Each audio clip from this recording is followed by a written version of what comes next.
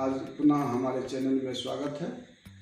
कल जहां हमने धारा 2 के बारे में बताया था, दिव्यांगजन अधिकार अधिनियम, आज हम धारा 3 के बारे में बताएंगे।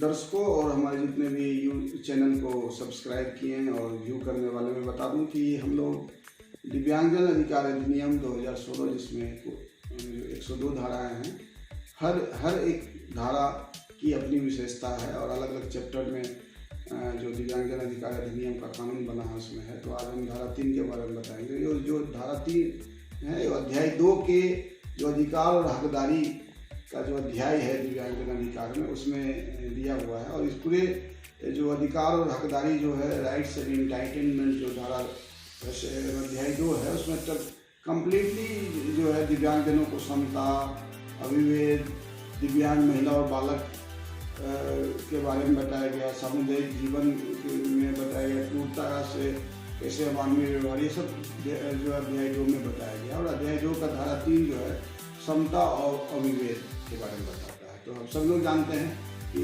हमारा ऐसे भी तो मानवाधिकार है, मानव का अधिकार है। किसी को हम लोग किसी के शारीरिक विशेषता के आधार पर या किसी आर्थिक के आधार पर हम लोग, हमारे कानून में, भारत का संविधान में उनको अलग से कोई विभेद नहीं किया गया है। तो दिव्यांगजनों के लिए भी कोई विभेद नहीं किया गया है कि दिव्यांगजन हैं और उनको अगर राशन है तो भाई आपको नहीं मिलेगा, या दिव्यांग हैं उनको नौकरियों में जो मिलना चाहिए सम्मान को उसको अलग से भी मिला जाएगा। तो दिव्यांगता के आधार पर कहीं आप जा रहे हैं किसी ऑफिस में और दिव्यांग हैं, इसलिए उनको नहीं दिया जा रहा है कि भाई उनके पास सुविधा नहीं है। तो ये इसको रोकने के लिए धारा 3 है, जहाँ पर आपको ये सरकार का सुनिश्चित करना है कि दिव्यांग 21 प्रकार के जो दिव्यांग हैं, जिसके बारे में हम बता चुके हैं, उनको दिव्यांगजनों व्यक्तियों के सम्मान, समता, गरिमा के साथ जीवन व्यतीत करने के लिए सत्यनिष्ठा के साथ सम्मान उनका अधिकार है। और ये सरकार सुनिश्चित करेगी कि किसी तरह इस तरह वातावरण बनाना है कि जहाँ भी हो, घर में हो, परिवार में हो, समाज में हो, सामुदायिक में हो, कहीं आना जाना हो, तो वो देखना है कि उनको पास दिव्यांगता होने के आधार पर उनको किसी काम से रोका नहीं जा सकता है और कोई उसको सिर्फ दिव्यांगता के आधार पर किसी तरह से वंचित नहीं कर सकता है। और ये भी सुनिश्चित करता है कि उनको सभी जगह समान हक है, जो धारा 3 में दिया हुआ है। तो धारा 3 में सिर्फ हम तमाम लोगों को, उनके दिव्यांगजन, उनके अभिभावक और उनके जो कार्य करने वाले लोग हैं, जो उसके शुभचिंतक हैं, जो उनके सिबलिंग्स हैं, NGOs के लोग, तभी हम आपसे गुजारिश करेंगे कि दिव्यांगजन को देखें कि जहाँ वो घर हैं वहाँ कोई विभेद नहीं हो रहा हो, तो घर से बाहर निकलने में अस्पताल हो या उनको सरकार की जो सुविधा हो रही है, या कहीं प्राइवेट नौकरी में, सरकारी नौकरी है, या कहीं भी बस पर जाना आना हो, या खुद से उनको कुछ खेलना कूदना हो, सांस्कृतिक कार्यक्रम में भाग लेना हो, उनकी जो स्वच्छंद विचारधारा, उनके पास कुछ लगता है कि हम भी इसके पार्ट होते, और सिर्फ ये कि आप सिर्फ दिव्यांग हैं इसलिए आपको ऑडिशन में भाग नहीं दिया जाएगा, या आप या रेडियो स्टेशन, दूरदर्शन में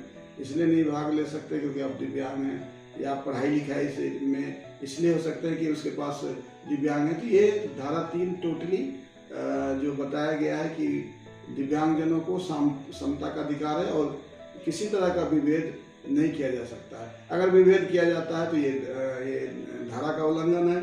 आप राज्य आयुक्त के यहाँ कंप्लेन कर सकते हैं। हर एक जिले में जो DM होते हैं, डिस्ट्रिक्ट मजिस्ट्रेट होते हैं, वो अपर आयुक्त होते हैं निशक्ता के, एडिशनल कमिश्नर होते हैं। हर ब्लॉक में जो ब्लॉक पदाधिकारी होते हैं वो नोडल ऑफिसर होते हैं, और हर पंचायत में जो पंचायत सचिव होते हैं वो नोडल ऑफिसर्स होते हैं। तो आप अपने यहाँ बगल में ही जहाँ चाहें वहीं पर भी आप इसकी शिकायत कर सकते हैं। और धारा 72 के अंतर्गत दिव्यांगजनों का अपना एक अलग अलग जिले स्तर पर कमेटी है, ब्लॉक में है, आपके सब डिविजन्स में है, पंचायत लेवल पर है। तो वो भी, उनका भी काम होता है ये देखने के लिए कि वो किसी तरह का जो है दिव्यांग, उनके आसपास अगर दिव्यांगजनों को दिव्यांगता के आधार पर अगर डिस्क्रिमिनेट किया जाता है, विभेद किया जाता है, तो धारा 3 का उल्लंघन है। और सरकार के जो हमारे लोग होते हैं वो उन पर समुचित कार्रवाई किया जा सकता है। कहीं सरकार के लोग ही अगर इस तरह के कामों में है तो उनको जो कानून सम्मत जो है उन पर कार्रवाई की जा सकती है, उनको शोकॉज किया जा सकता है, उन पर नोटिस जारी किया जा सकता है, उनसे क्वेश्चन किया जा सकता है आप किस तरह दिव्यांग जनों को उनके और सामान्य लोगों के बीच या आम लोगों के बीच डिस्क्रिमिनेट कर रहे हैं।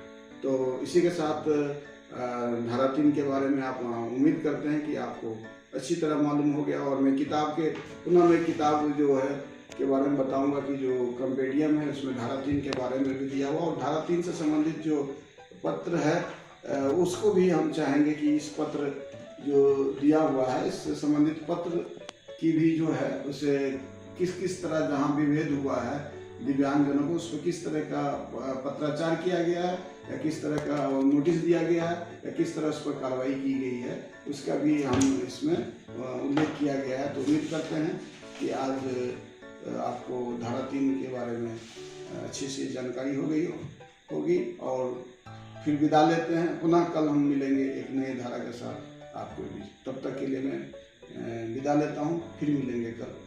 नमस्कार।